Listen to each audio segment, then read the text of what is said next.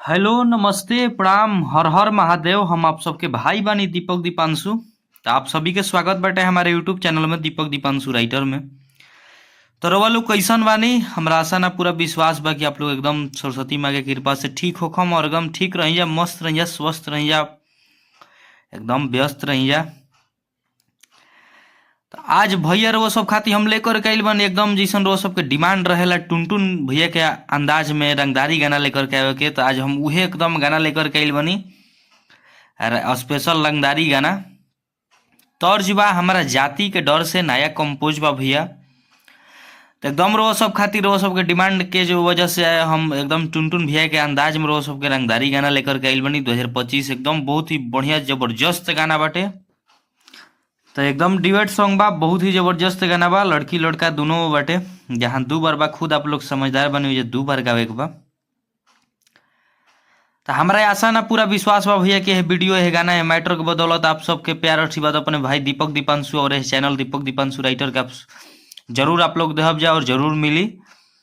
तो ये भैया वीडियो अच्छा लगी तो प्लीज आप लोग ये वीडियो के शेयर, सब्सक्राइब चैनल के और लाइक और कमेंट करके आप लोग के जरूर बतावे के बा कि गाना वीडियो मैटर आप लोग के लागल कैसन।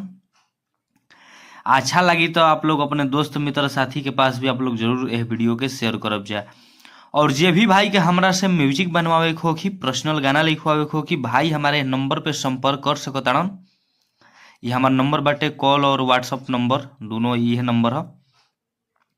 तो चलिए वो सबके ज़्यादा देर ना करते हुए हम बता दी कि स्पेशल रंगदारी सॉन्ग बा, तर्ज बा हमारे जाति के डर से, टुनटुन भैया के अंदाज में गाना लेकर के आइल बनी। तो हमें गाना के डमी करके सुना बतानी। मुखड़ा बा लड़की कहत दाड़ी कि एरिया में शासन बा हमारा यार के, आ सिस्टम हिलवले बा यूपी बिहार के। कि एरिया में शासन बा हमारा यार के, आ सिस्टम हिलवले बा यूपी बिहार के। कि पूरा कापे शहर बाबू हमारा लभर से। तो फिर लड़का कहता है, बहुत एकदम जबरदस्त लाइन लड़का कहता है कि सुनो निकली ना घर से, आ हमारा जाति के डर से। कि हितावा निकली ना घर से, आ हमारा जाति के डर से।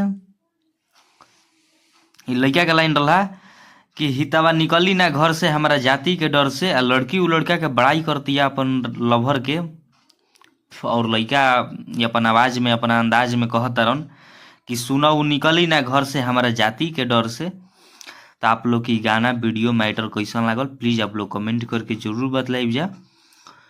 और जे भी भाई कम से पर्सनल गाना लिखवावे हो कि म्यूजिक बनवावे हो कि तो भाई हमारे नंबर पर संपर्क कर सकता रहो। तो चलिए नेक्स्ट सॉन्ग के लिए टाटा बाय बाय। जय हिंद, जय भारत, जय हो भोजपुरिया समाज, जय माँ सरस्वती।